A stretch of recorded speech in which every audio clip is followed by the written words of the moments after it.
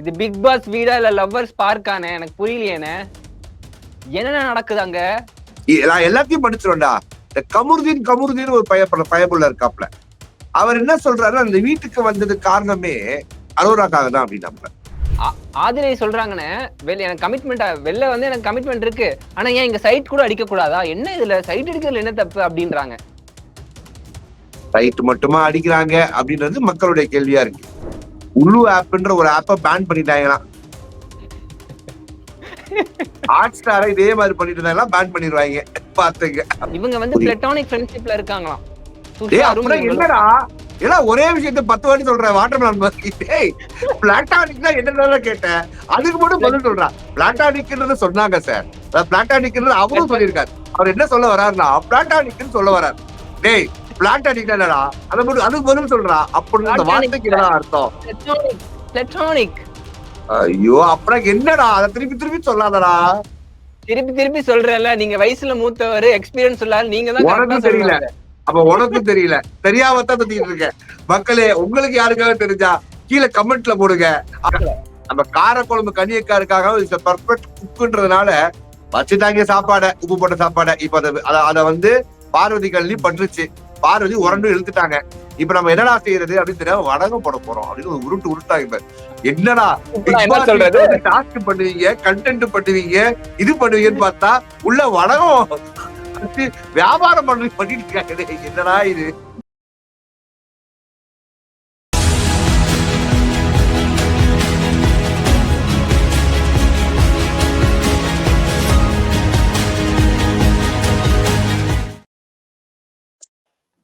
Provoke TV நேயர்கள் அனைவருக்கும் உங்கள் தனுஷின் அன்பான பணிவான வணக்கம். Welcome to our show Bigg Boss wishes Joe Michael.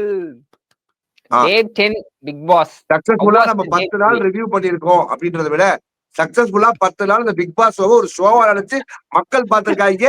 அப்புறம் நம்ம ரிவ்யூ வந்து பார்த்திருக்காங்க அப்படின்றதுதான் நிதர்சனமான உண்மை. சரி, ஓகே, இப்ப நம்ம வருவோம். அதாவது முக்கியமா இப்ப என்ன பிரச்சனை ஓடுது இந்த நாட்டுல அப்படின்னா, அது பிக் பாஸ் வீட்டுல அப்படின்னா, நைட்டு 11 மணிக்கு மேல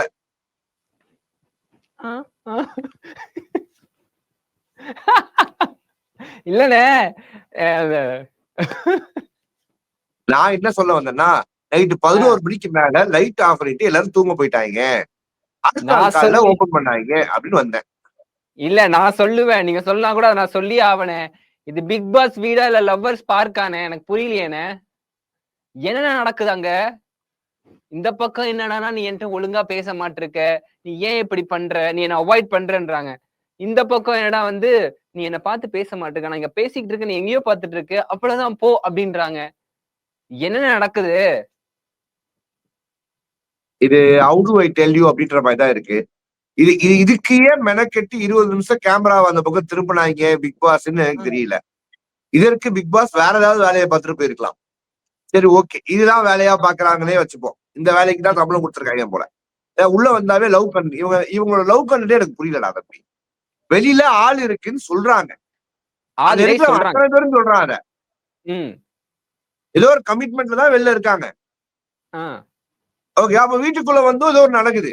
சரி, வீட்டுக்குள்ள வந்து இது நடக்கும் போது அது இல்லைன்னா சொல்றாங்களான்னு கேட்டா அதுவும் கிடையாது. நான் எல்லாத்தையும் படிச்சிருவேன்டா. இந்த கமுருதீன் ஒரு பயபுள்ள இருக்காப்ல. அவர் என்ன சொல்றாரு, அந்த வீட்டுக்கு வந்தது காரணமே அரோராக்காக தான் அப்படின்னாப்ல. நான் கூட ஷாக் ஆயிட்டேன். அப்ப பிக் பாஸ் வீட்டுக்கு முன்னாடி கமுருதீன நம்ம சரி அரோராவை கமுருதீனுக்கு தெரியுமா? வாட் மெடிக்கல் மிராக்கிள் அப்படின்னு பார்த்தா, பிக் பாஸ் வீடுன்னு அவர் சொன்னது லக்ஸுரி வீட்ல இருந்து பிக் பாஸ் வீடு. நம்மளுக்கே அந்த கன்ஃபியூஷனை கட் பண்ணி போட்டு விட்டாங்க.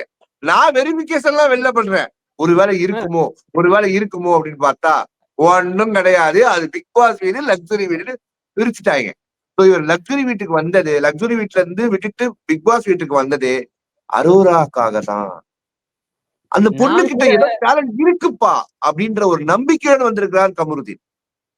ஆனா நான் கூட வெளியிலே தெரியும் போல, வினோத்துக்கும் கான்வர்சேஷன் கட் பண்ணி தான் போட்டாங்க. போடுறப்போ வெளியிலேயே வீட்டுக்குள்ள வந்தது காரணமே அவங்க தான். அண்ணனே இவர் வினோத் கேக்குறாரு, அப்ப வெளியில தெரியுமா உனக்கு? இல்ல, இந்த பிக் பாஸ் வீட்டுக்குள்ள வந்தது காரணமே அவங்க தான். அதான் முன்னாடி தெரியுமா? இல்ல தெரியாது. ஏன்னா அப்படின்னு அவரு கேக்குறாரு. நான் ஒரு சொல்லவா, இது வரைக்கும் நான் ஒருத்தருக்கு ஓட்டு போடணும்னு நினைச்சதே கிடையாது. ஓகேவா, எப்பவுமே கடைசி வாரத்துல தான் ஓட்டு போடுவேன். ஆனா ஓப்பனா சொல்றேன், எனக்கு கானா வினோத் ரொம்ப பிடிச்சிருக்காரு தம்பி. எனக்கும் பிடிச்சிருச்சுண்ணே. மனுஷன் வேற லெவல். அதாவது அவரும் எவ்வளவு திவாகரோட விஷயம், காம்போ. அதாவது சில விஷயங்கள் ஒரு மாதிரி பண்ணா கூட ஒரு நல்லா இருக்கு, நல்லா இருக்கு அப்படின்ற மாதிரி. நான் வினோத் ஆர்மி, கானா வினோத் ஆர்மியா மாறுறது கூட ஓகே. அவர் கானா போறாரோ இல்லையோ, இந்த மாதிரி வந்து நிறைய விஷயங்கள் பண்றாரு. இன்னைக்கு கூட ஒரு சூப்பர் மொமெண்ட் எல்லாம் இருந்துச்சு. நம்ம ஆமா. வாட்டர் மெலன் சாரை கூப்பிட்டு வந்து நான் துப்பிட்டேன் அப்படின்னு சொன்ன அந்த போட்டோல, அதெல்லாம் மாஸ் மொமெண்ட்ஸ். அது நிறைய பேர் வந்து எச்ச விட்டு அப்படின்றதெல்லாம் மாஸ் மொமெண்ட்ஸ். 2 பேரும் அடிச்சுக்கிறாங்க. திடீர்னு சிரிச்சுக்கிறாங்க. கேமரால போய் பேசணும்னு நம்ம திவாகர், என்னோட இது தர்பூசணி மாதிரி ஏன் போட்டோ வச்சு பண்ற அப்படின்றாங்க. என்னண்ணே என்ன கெமிஸ்ட்ரி 2 பேருக்குள்ள ஓடுனே தெரியலண்ணே. மெய்யழகன் படத்துல ரீமேக்னு வேற வெளியில சொல்லிட்டு இருக்காங்க. ஆமா. பிஜிஎம்ஸ போட்டு தெறிக்க விட்டுட்டு இருக்காங்க. ஆனா தெறி தெறி ஒன்னே தெறி. ஒண்ணுதான், அரவிந்த் சாமி சாரும் கார்த்தி சாரும் இதை மறந்துடணும். டைரக்டர் சாரு இத பார்த்துட்டு கோவப்பட்டு காசி இமாலயாஸ் போகாம இருக்கணும். அப்படிதான். அருமையான படம் அது. அது ரெண்டாவது விஷயம். ஓகே, நம்ம இப்ப கதைக்குள்ள போவோம். கதைக்குள்ள போனா அந்த நைட்டு இவங்க 2 பேரும் அரோராவும் பேசிட்டு இருக்காங்க. இந்த பையன் கிட்ட அழுகுற கண்டிஷன் வந்துட்டான். எம்மா நீ என்ன நினைக்கிறேன்னு தெரியல, நான் வந்து ஜோன் அவுட் ஆயிட்டேன். அது ஒரு தப்பா, இல்ல எனக்கு பேச தெரியலையா, நான் பேசினதா பிரச்சனை ஆகுதா, இல்ல நான் பேசணுமா பேசக்கூடாதா, இல்ல நான் பேசுறதுக்கு வீட்டுக்கு வந்தனா, பேசாம வீட்டுக்கு வந்தனா, இல்ல நீ யாருமா நான் யாருமான்னு தெரியாத அளவுக்கு பைத்தியம் முடிச்சு தலையே தருதலையான மூமெண்ட் நம்மளால பார்க்க முடியுது. பாவனே அந்த பையன். அண்ணா இதுல என்னன்னா, அவங்க என்ன சொல்றாங்க, அரோரா ஸ்டார்டிங்லயே வீட்டுக்குள்ள வந்தோடனே துஷார் கேட்டாங்க, நம்ம வந்து வெளில போய் டேட் பண்ணலாம் அப்படின்னு சொன்னா, அப்படின்ற மாதிரி ஒண்ணு சொல்றாங்க அரோரா. இவன் வந்து பார்த்தா வந்து அப்படி தெரியல. நிறைய கிளிப்ஸ் எல்லாம் நான் பாக்குறேன் 24/7ல. எனக்கு சில விஷயங்கள்லாம் வந்து சொல்ல முடியாது நம்ம இங்க. அதெல்லாம் போடுறாங்கண்ணே. வியூ எப்படி இருக்கு? அதை நம்ம அவாய்ட் பண்ணுவோம். நம்ம ஷோ அதுக்காக கிடையாது. நம்ம ஷோ ஃபேமிலி ஆடியன்ஸுக்கான ஷோ அப்படின்றது அட்லீஸ்ட் நாமளால அதை வந்து காப்பாத்தலாம் அப்படின்னு பார்த்தா விடமாட்டாங்க மக்களே. 24/7ல கூட எப்படி அதெல்லாம் போடலாம்? டபுள் மீனிங் ஜோக்ஸ் பண்ணிட்டு இருக்காங்க. டபுள் மீனிங்கா பேசிக்கிட்டு இருக்காங்க. அது வந்து ரொம்ப ரொம்ப காமன் பா. தட் இஸ் அடல்ட் 18+ அப்படின்ற மாதிரி எல்லாம் கொண்டு போயிருவாங்க. அது ஓகே, தட் இஸ் ஓகே. அதை கூட நம்ம வந்து மன்னிச்சு விட்டுறலாம். டெலிகாஸ்ட் பண்ற சேனல்லாம் கட் பண்ணிருக்கணும். அதை அவங்க கட் பண்ற ஈடுபாடுகள் இல்லாத காரணத்தினால அதை விட்டுருவோம். ஓகேவா? ஆனா இவர்கள் எதை வந்து இந்த சமூகத்தை திணிக்கிறாங்க அப்படின்னு பார்த்தா, பெஞ்சிங் அப்படின்ற ஒரு அற்புதமான ஒரு விஷயத்த திணிக்கிறாங்க. அதாவது வெளியில ஒருத்தர் உட்கார வச்சுட்டு வந்திருக்கேன். நீ இல்லைன்னா அவன் இல்ல, அவன் இல்லாதனாலதான் நீ அப்படின்ற ஒரு பெரிய சமூக கருத்தை திணிக்கிறாங்க. ஆதிரை சொல்றாங்கன்னு எனக்கு கமிட்மெண்ட் வெளில வந்து எனக்கு கமிட்மெண்ட் இருக்கு. ஆனா ஏன் இங்க சைட் கூட அடிக்க கூடாதா? என்ன இதுல சைட் அடிக்கிறதுல என்ன தப்பு அப்படின்றாங்க. சைட் மட்டுமா அடிக்கிறாங்க அப்படின்றது மக்களுடைய கேள்வியா இருக்கு. அதுதான் நம்ம இது. அது ஓகே, அது பரவாயில்ல. இதுக்கு வேற ஒரு டேர்ம் வச்சிருக்காங்கனே. ஆக மொத்தத்துல உள்ளா தம்பி. உள்ளு ஆப்ன்ற ஒரு ஆப்பை பேன் பண்ணிட்டாங்களாம். ஹாட் ஸ்டாரை இதே மாதிரி பண்ணிட்டு இருந்தா பேன் பண்ணிடுவாங்க பாத்துங்க அப்படின்றதுதான் ஆக்சுவல் உண்மை. சரி ஓகே. என்னன்னா அரோரா ஒரு டேர்ம் சொன்னாங்க, கேட்டீங்களா? அரோரா சொன்ன டேர்ம், நாங்க வந்து பிளாட்டோனிக் ஃப்ரெண்ட்ஷிப்ல இருக்காங்களா அவங்க. பிளாட்டோனிக் ஃப்ரெண்ட்ஷிப் அப்படின்னா இது வந்து நான் வந்து ஜிவிஎம் வந்து ஒரு வெப் சீரிஸ்ல ஒன்னு சொல்லிருப்பாங்க. பிளாட்டோனிக் ரிலேஷன்ஷிப்னு ஒன்னு சொல்லிருப்பாரு. இவங்க வந்து பிளாட்டோனிக் ஃப்ரெண்ட்ஷிப்ல இருக்காங்களாம். என்னடா ஏன்னா ஒரே விஷயத்த 10 வாட்டி சொல்ற வாட்டர்மெலன் மாதிரி. பிளாட்டானிக்னா என்னன்னு கேட்டேன், அதுக்கு மட்டும் பதில் சொல்றான். பிளாட்டானிக்ன்றது சொன்னாங்க சார். பிளாட்டானிக்ன்றது அவரும் சொல்லியிருக்காரு. அவர் என்ன சொல்ல வர்றாருன்னா பிளாட்டானிக்னு சொல்ல வர்றாரு. டேய் பிளாட்டானிக் என்னடா, அதை மட்டும் அதுக்கு பதில் சொல்றான். அப்படின்னு அந்த வார்த்தைக்கு என்ன அர்த்தம்? பிளாட்டோனிக். ஐயோ அப்புறம் என்னடா, அதை திருப்பி திருப்பி சொல்லாதடா. திருப்பி சொல்றேன்ல, நீங்க வயசுல மூத்தவர், எக்ஸ்பீரியன்ஸ் இல்லாத நீங்க தான். உனக்கும் தெரியல, அப்ப உனக்கும் தெரியல, தெரியாமத்தான் சுத்திட்டு இருக்க. மக்களே உங்களுக்கு யாருக்காக தெரிஞ்சா கீழே கமெண்ட்ல போடுங்க. அப்படின்னா என்ன, எனக்கு பிளாட்டோ தெரியும், அந்த பிளாட்டோனிக் அப்படின்றது எனக்கு தெரியாது. டானிக் தெரியும், ஆனா இது ரெண்டுத்துக்கும் பேட்டா. சரி ஓகே, நாளைக்கு தெரிஞ்சுட்டு வந்து சொல்லுவோம். இதை நம்ம அவாய்ட் பண்ணிட்டு சரி ஓகே கருத்துக்களை நம்ம கவிட்டு போவோம்னு சொல்லிட்டு அடுத்த நாள் காலையில 8 மணிக்கு பிரைட்டா ஓபன் பண்ணுவாங்கன்னு பார்த்தா, ரைட்டா எங்க பார்வதிக்கா சண்டைக்கு வந்துட்டாங்க. ஃப்ரிட்ஜ் ஓபன் பண்ணிட்டு என்னமோ கபோர்ட்ல இருந்து 4 துணி எடுக்கிற மாதிரி எங்க அக்கா ஃப்ரிட்ஜ் ஓபன் பண்ணாங்க பாருங்க. ஓபன் பண்ணி க்ளோஸ் பண்ணவே இல்லை. அவங்க ஆக்சுவலா நின்று பிரச்சனை பண்ணாங்கன்னு நீங்க உலகம் நினைச்சிருக்கோம், கிடையாது. அவங்களுக்கு பிக் பாஸ் வீட்டுல இருக்க ஏசி பத்தல, அவங்க கதவை திறந்து காத்து வாங்கிட்டு இருந்தாங்க மக்களே. அந்த ஊதக்காற்றில் ஊதாப்பூவாக மலர்ந்த எங்கள் பார்வதி அக்காவை உடனடியாவா வெளியில வருது கனி அக்கா. உப்பு போட்ட சாதம் பேசிட்டு இருக்கும் போதே பொசுக்கெல்லாம் வருவாங்க. எங்க பார்வதி அவர்கள் ஒரு 10 நிமிஷமாவது பெர்ஃபார்மன்ஸ் பண்ண வேணாமா? அவங்க எதுக்காக காலையில இவ்வளவு யோசிச்சு ஒரு அணுகுண்டு இருந்து வைக்கும் போது டப்புனு அனுப்பிச்சு போயிட்டீங்கன்னா என்னங்க நீங்க?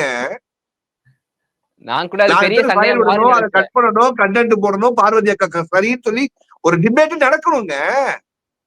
என்னங்க நீங்க இதெல்லாம் காட்ட மாட்டீங்க? அரோராவும் துஷாரும் பேசுறத காட்டுறீங்க. துஷார் என்ன பேசுறான்னு அவனுக்கும் புரியல, எங்களுக்கும் புரியல.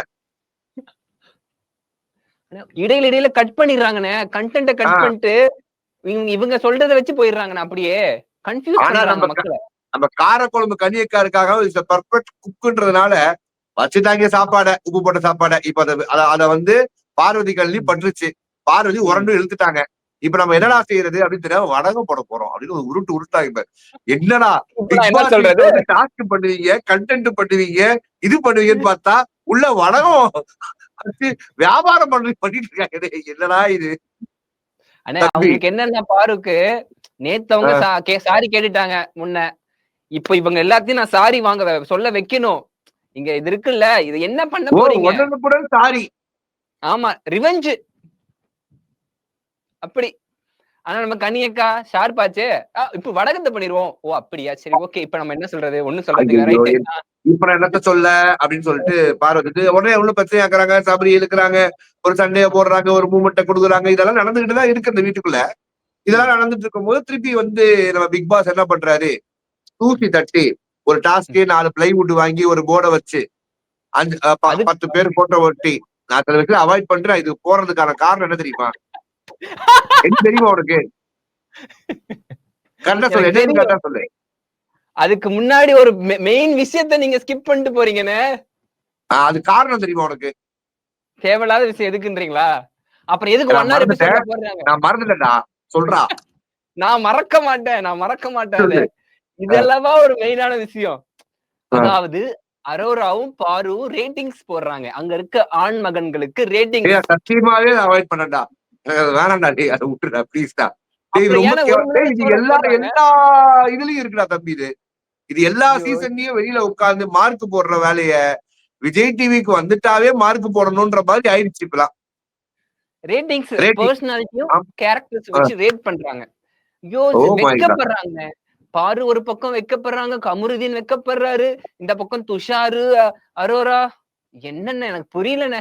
இதுக்கு எதுவுமே புரியாம கானா வினோத் வேற.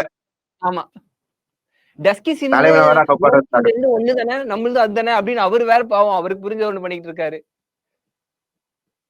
இந்த மாதிரி விஷயங்கள்லாம் நடந்துட்டு இருக்கும் போது என்ன நடக்குதுன்னா, நான் எல்லாரும் கியூரியஸா வெயிட் பண்ணது பார்வதி வாட்டர் மெலனுக்கு எவ்வளவு மார்க் தருவாங்க அப்படின்றது உலகம் எதிர்பார்த்துட்டு இருக்கும் போது வாட்டர் மெலனை கன்சிடரே பண்ணாமல் அதை தவிர்த்து போனது எனக்கு வருத்தம் அளிக்கிறது. இது எலிஜிபிள் பேட்டில் அவுட் தேர் மக்களே. ஆனா கன்சிடர் பண்ணிருப்பாங்க, சொல்லிருப்பாங்க, ஆனா கட் பண்ணிருப்பாங்க. 1 hour எபிசோட்ல அதெல்லாம் இன்ட்ரெஸ்டிங்கா இருந்திருக்காது. 24/7 அது வந்துருச்சுன்னா கொஞ்சம் அத பாத்துட்டு சரி. இதுக்கப்புறம் அந்த டாஸ்க தூசி தட்டி இந்த 4 பிளைவுட் 16 பொம்மை, அந்த இது பேட்மிண்டன், பழைய பேட்மிண்டன் உடஞ்சு போச்சு. அதுல என்ன பண்ணிட்டாங்க, இதெல்லாம் கொடுங்க, அதுல நாங்க போட்டோ ஒட்டி அதை வச்சு ஒரு டாஸ்க் பண்ணிடுவோம்னு சொல்லி எடுத்து வந்துட்டாங்க. இந்த டேபிள் டென்னிஸ் ஆடுற அந்த மட்டையை ஓகேவா ஆட்டிட்டேன்னு சொல்லிட்டு அதை வேற வச்சு கலாச்சிருவாங்க. ஓகே, டேபிள் டென்னிஸ் மக்களே, அது எவ்வளவு தூரம் தெளிவா பேச வேண்டியது, ஏன்டா அப்படி பண்றீங்க? சரி ஓகே. அதுக்கப்புறம் அதை வேற எடுத்துக்கிட்டு நம்ம இதை ஒரு டாஸ்க்னு வச்சு அதை ஒரு ரவுண்டு ஒரு ஆளா நம்மளுக்கு எப்படி தெரியுமா தோணுச்சு சார், மொத்தமா பல்கா வெளில அனுப்புங்க சார். ஒரு 10 டாஸ்க் மொத்த சாட்டை முடிச்சிட்டீங்கன்னா ஈஸியா இருக்கும். 1 வாரம் ஒட்டி இருக்கோம், 1 வாரத்துக்கான கேமு எவ்வளவு செலவு பண்றோம் தெரியுமா? கார்பெண்டருக்கு 200 ரூபாய் கூலி, 4 பிளைவுட்ல திருடிட்டு வந்திருக்கோம். இதெல்லாம் வச்சு table tennis sports department purpose வாங்கி தூக்கிட்டு வந்திருக்கோம். இவ்வளவு விஷயம் நாங்க பண்ணிருக்கோம்னா இது நாங்க எங்களோட கிரியேட்டிவ் டீமை குறிக்குது. இதை நீங்க அழகா தூக்கிட்டு போயிருவீங்களா? நோ, ஒன்றும் முடிக்க மாட்டோம். இவ்வளவு சீரியல்ஸ் நாம டாஸ்கே சீரியல் மாதிரி பண்ணுவோம் அப்படின்னு சீரியல் போயிட்டு என்னென்ன போன எவ்வளவு பெரிய டாஸ்க், என்ன ஒரு லெகசி இருக்கக்கூடிய ஒரு டாஸ்க் இது. நீயும் பொம்மை நானும் பதறி அடிச்சுக்கிட்டு அப்படியே ஒரு போர்க்களம் மாதிரி இருக்கும் இங்க. இது அதாவது எப்பவுமே தம்பி ஒரு நல்லா புரிஞ்சுக்கும். ஒரு படத்தை ஒரு லெஜெண்ட் ஒரு படத்தை உருவாப்பாங்க. அந்த படத்தை இன்னொருத்த ஸ்பூஃப் பண்ணுவான். இவனும் வேற ஆள் மாதிரி இருப்பாங்க. ஆனா இப்ப விஜய் டிவி என்ன பண்ணுதுன்னா, இவனுங்களே கிரியேட் பண்ண ஒரு விஷயத்த இவனுங்களே காலி பண்றாங்க. ஆமாண்ணே, பாருங்க விஜய் டிவி. நான் என்ன சொல்றேன்னா, விஜய் தனுஷ் போல ஒரு பெரிய ரெப்யூட்டட் ஆங்கர்லாம் வந்து உங்க சேனலுக்கு வந்து ஷோ பண்ணிட்டு இருக்காங்க. சோ அப்படின்ற பட்சத்துல நீங்க எப்படி உங்க தரத்தை வைத்திருக்கணும்? பாத்துங்க. இல்ல நம்ம எக்ஸ்பெக்ட் பண்றோம். விஜய் டிவி கிட்ட நிறைய எக்ஸ்பெக்டேஷன்ஸ் இருக்கு. மக்கள் யாரும் வந்து பிக் பாஸ் ஷோ யார் நடத்துறாங்க, கீழ போயிட்டு மீல்ஸ்ல 2 முட்டை கேட்டு எக்ஸ்பெக்ட் பண்ணியாமே, அதுவும் நியூஸ் வந்துச்சு லஞ்சுக்கு. போடலனே போடலையா? போடலனே சொல்றேன். ஆமாண்ணே, போய் வெளில சாப்பிட்டு வாங்கன்ட்டாங்கண்ணே. சாப்பிட்டு வந்து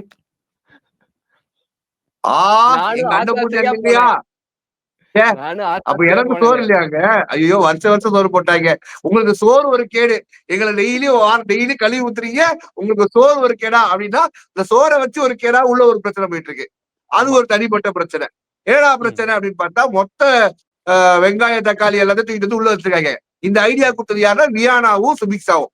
இதுக்கு முன்னாடி அந்த டாஸ்க் வருவோம். அந்த டாஸ்க்ல ஒரு பஞ்சாயத்து நடந்துச்சு. அந்த டாஸ்க் முடிச்சாங்க, ஜம்ப் பண்ணுவோம்.